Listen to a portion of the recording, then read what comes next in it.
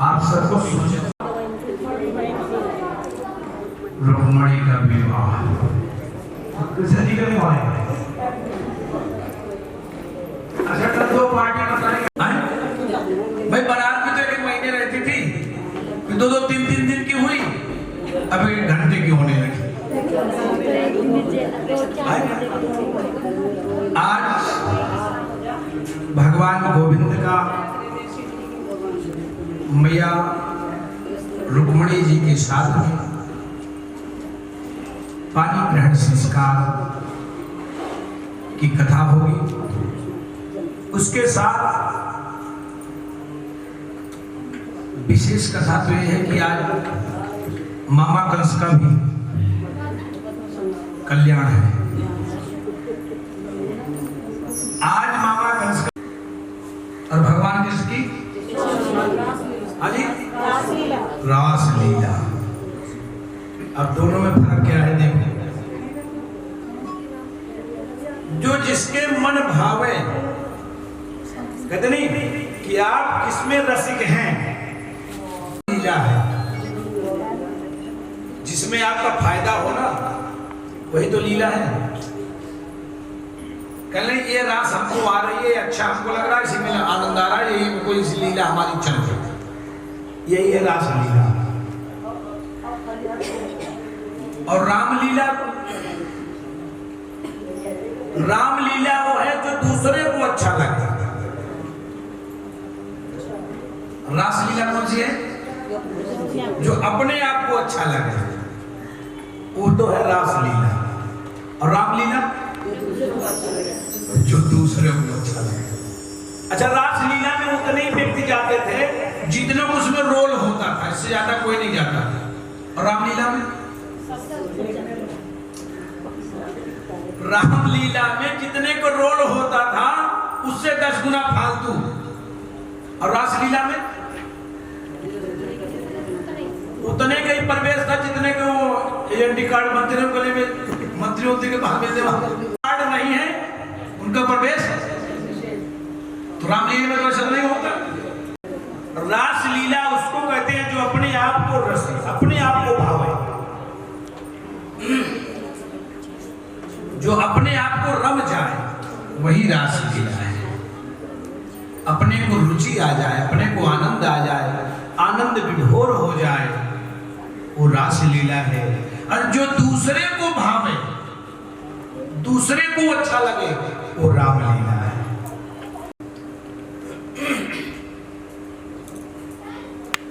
लिखा है अवध से राम की इतनी अगर दूरी नहीं होती, अवध से राम की इतनी अगर दूरी नहीं होती, अहिल्या और सबरी की भक्ति पूरी नहीं होती, अहिल्या और सबरी की भक्त पूरी नहीं होती,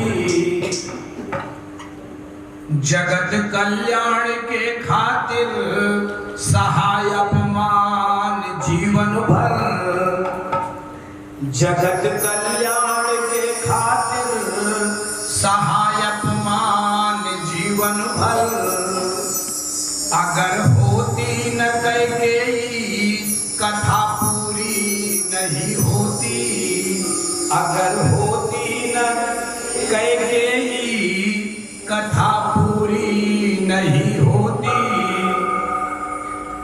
सदा सतपथ प्रगामी के हृदय में राम होता है। सदा सतपथ प्रगामी के हृदय में राम होता है। वो घर घर नहीं होता, अयोध्या धाम होता है। वो घर घर नहीं होता, अयोध्या धाम होता है। आपको कल बताया, आपने राम कथा कृष्ण सी माता थी कैकेयी, लेकिन कैकेयी के नाम सुनते बड़ा क्रोध आ गया है, इनसे कर दिया। अगर होती न कैकेयी कथा पूरी नहीं होती। आप ये सोचिए कि एक बेटे के लिए एक मां क्या क्या नहीं छोड़ा है, सब कुछ का परित्याग कर दिया था। और भगवान राम ने मैया को बता भी दिया था सबको कि तुझे ये त्यागना पड़ेगा मेरे लिए। अगर मुझे हैलोजन बनाना है, प्रकाश में लाना है, लाइट में लाना है, तो इतना कष्ट तुझे उठाना पड़ेगा। अब तो ये बता मैया कि मेरे से प्रेम करती है कि या नहीं, क्योंकि कैकेयी ने कहा था कि मैं जान से ज्यादा मानती हूं। भगवान ने पूछ लिया था कि मैया अगर श्रृंगार उतारना पड़ा तो वो भी उतार दिया, लेकिन तू हाइलोजन हो, लाइट में अगर तू आता है, नहीं तो राम जी केवल अयोध्या में ही रहते। यहां मुजफ्फरनगर तक नाम था। रामचंद्र कह गए सिया से, ऐसा कलयुग आएगा, जन्म हमारा कहां हुआ है ये सुप्रीम कोर्ट बतलाएगा।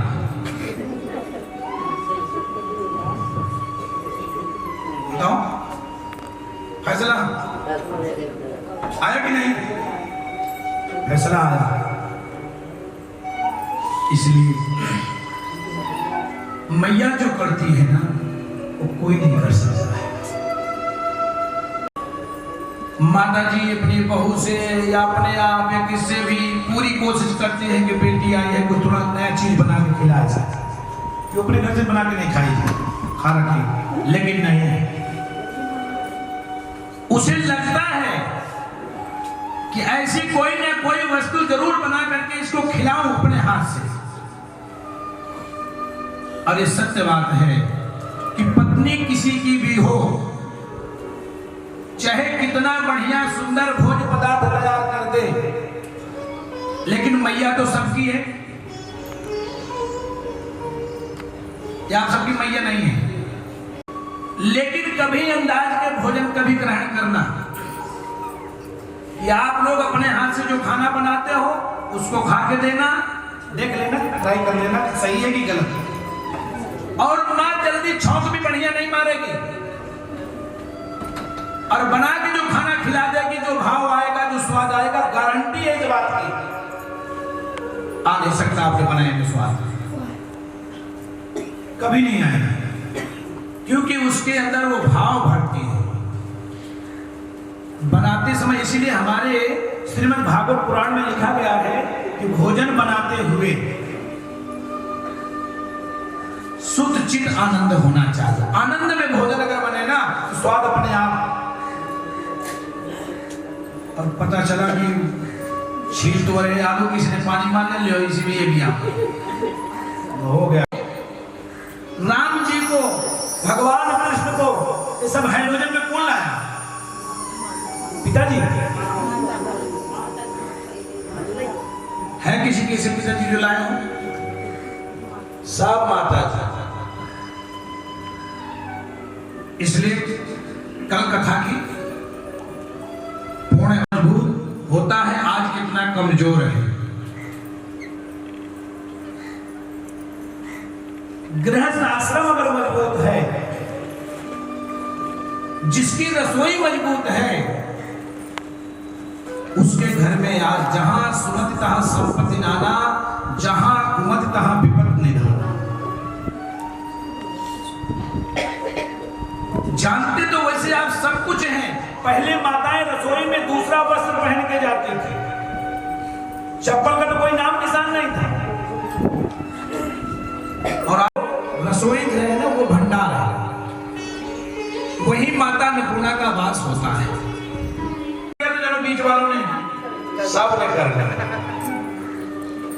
बाबा भोलेनाथ विश्वनाथ के सामने ही माता अन्नपूर्णा का मंदिर है। विश्वनाथ के ठीक सामने अन्नपूर्णा मैया का बहुत विशाल मंदिर है। जो मैया की सोने की मूर्ति है ना, साल भर में उस मूर्ति का केवल 3 दिन दर्शन होता है बस। ये देखिए सोने की मूर्ति है, केवल 3 दिन के लिए। उसका प्रसाद जो वहां पर वितरण होता है वो चावलों का प्रसाद वहां पर बांटा जाता है। बाकी जो मूर्ति है वो 12 महीने 24 घंटे खुली रहती है, आप जाओ दर्शन करिए। लेकिन वो जो मूर्ति है जिसका दर्शन होता है दुर्गा की मूर्ति, वो साल भर में केवल 3 दिन जनता के लिए मूर्ति का दर्शन होता है बस। अब देखिए वो माता अन्नपूर्णा की मूर्ति है जहां पर बाबा भोलेनाथ स्वयं भिक्षा के लिए गए। भिक्षा लेने बाबा खुद गए। अब देखिए अपनी बेटी का विवाह किया है, मैना ने किया, सुनैना ने किया ना, सबने किया है। और सबने करने के बाद उन देवियों को नारी धर्म सिखाया। उनको सीखने की जरूरत नहीं थी क्योंकि वो खुद। लेकिन बैकुंठ ले जाने के लिए विमान किसके लिए आया था? केवल धुंधकारी के लिए आया था, बाकी जनता यहीं रह गई थी। ध्यान रखना कि केवल अगर ये विचार करो कि कथा कहीं भी हो, कथा सुन ले और सुन के हमको भगवान का परम धाम मिल जाए, तो ये भूल जाना। जिस प्रकार से मेंढक और मछली गंगा जी में 24 घंटे वास करते हैं, लेकिन वो महात्मा कुछ होने वाला नहीं है। इसलिए कहा सास ससुर गुरु सेवा करो। नारी धर्म बहुत विशेष है। सास ससुर गुरु सेवा करहु, पति रुख लख आयस अनुसरहु। अगर रामचरितमानस की केवल एक ही चौपाई में जिस माता ने, जिस बहन ने, जिस बेटी ने, जिस बहू ने इसको पढ़ लिया ना और दिमाग में अपने उतार लिया ना, वो कभी फेल नहीं हो, अपने आप मिल जाता है। किसी की सेवा करोगे ना तो अपने जीवन का जो उपहार धरोहर छुपा के रखा है ना, वो दे देगा। बेटी मेरे पूरे जीवन की धरोहर, धरोहर मतलब समझ रहे हो, ये नहीं, अपने पूरे जीवन की दिनचर्या सब आपके सामने बता देगा। मिल रहा है उसको भगवान के आशीर्वाद की जरूरत नहीं है, क्योंकि खुद भगवान स्वयं अपने से बड़े का आशीर्वाद लेने के लिए चरण छूते हैं। अथाह करिए तो आपको गंगा जी नहाने जाने की जरूरत नहीं पड़ेगी, ये पक्की बात है। अगर मन लगा करके सेवा किया है ना, आप लोगों ने सुना होगा कोई किसी के घर में नौकर होता है ना, इतनी सेवा कर देता है कि अंत में उसके नाम ही राज लिख दिया जाता है। बाकी पूछना पड़ेगा ये तुम्हारे घर के मौसा जी, अरे ये मामा, ये ताऊ जी हैं, बच्चे समय में आने में पूछने पड़ेगा हमारे क्या लगते हैं। साधु जी को बताने की जरूरत पड़ेगी, मौसी जी को बड़े आप सब जानते हैं मेरी मौसी, लेकिन और रिश्तेदारियों को बताना। अब घर में तकरार ना हो तो इसलिए साधु से राम राम करनी पड़ेगी। खैर वृंदावन में रहें तो राधे राधे। रस की खान में पोर पोर रस हो। गन्ना तो होता, गन्ना वाले तो है सारे यहाँ बैठे गन्ने वाले यहाँ तो। गन्ने में ऐसा कौन सा जगह जहाँ रस नहीं होता? बताओ। गांठ में। अच्छा गांठ कहीं भी पड़ जाए तो रस निकलेगा? नहीं निकलेगा। रहमत धागा प्रेम का मत तोड़ो, चटकाए टूटे से फिर ना जुड़े, जुड़े गांठ ही पड़ जाए। तो गांठ में कोई रस होता है क्या? तो इसको क्या कहोगे? निरस। लेकिन एक गांठ में रस है, एक गांठ में रस होती है रही मन रस की खान में, पोर पोर रस होए, किंतु जहां पर गांठ है रस पावे नहीं को। अब एक गांठ में रस है, वो गांठ कौन सी है किसी को पता? नहीं पता। जब आपने पहले कह दिया कि गांठ मार दो तो उसमें कुछ नहीं होता। गांठों में है रस नहीं, गांठों में है रस नहीं, अस कहियो नहीं कोई। आशीष को मत कहना कि गांठ में रस नहीं होता। गठबंधन की गांठ में पूर पूर रस हो।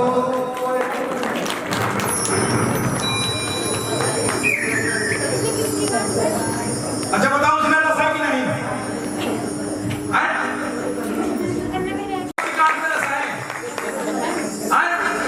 गठबंधन की गांठ में पूर पूर रस हो, पूरा पोर पोर रस, पूरी की पूरी रस ही रस उसमें भरा है।